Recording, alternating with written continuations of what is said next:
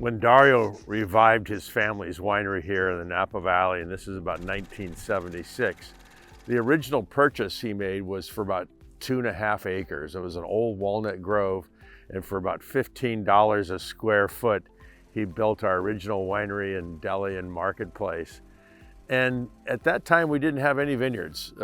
We purchased all our fruit, and when I started the winery in the harvest of 1980, the vineyard just to the south of us was owned by a doctor from Marin County, but it was farmed by an old timer here in the valley. His name was Charlie Volpe. And I remember meeting him about 1980, and he'd come into the tasting room, of course, all full of dust. He'd been on the tractor. He was always complaining that the trash from the picnic grounds was going into his vineyard. I said, well, Charlie, I'll do the best we can, but how about a glass of wine? And so we became good friends. And eventually in 1985, we purchased, which is now Vittorio's Vineyard.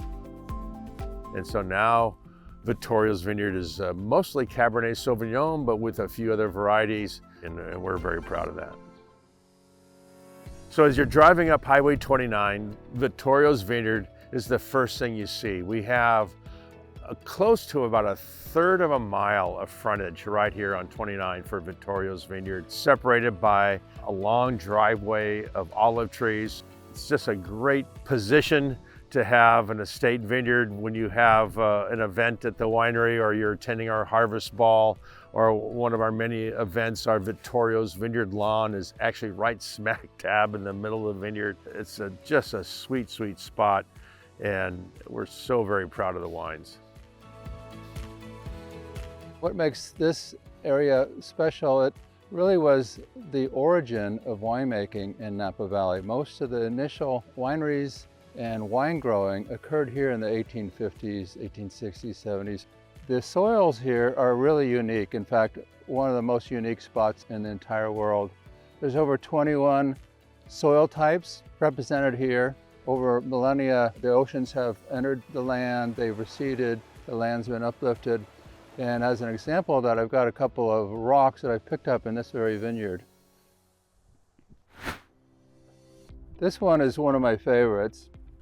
It doesn't look like much, but it's my belief that this comes from the age of the dinosaurs. It's over 60 million years old.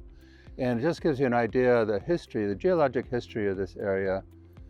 This is chert, green chert, and it comes from marine organisms that filtered down to the bottom of the ocean.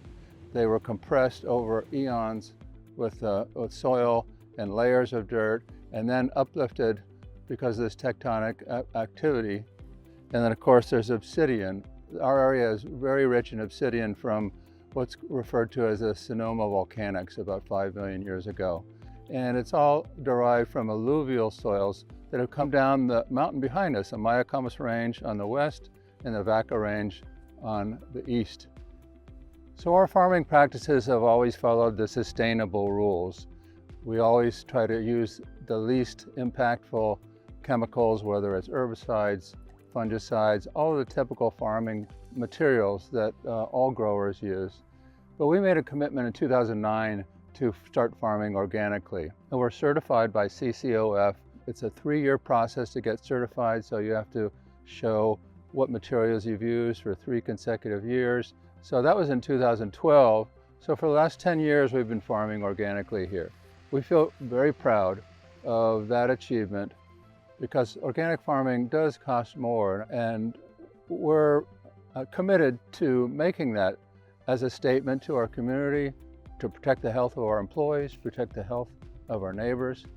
We're willing to spend that extra money, but why do it? Does it make greater quality grapes? We believe that it does. It gives us a better understanding of soil and rejuvenate the biosphere here in our vineyard. We can see more birds, more insects, more lizards, more life across the board.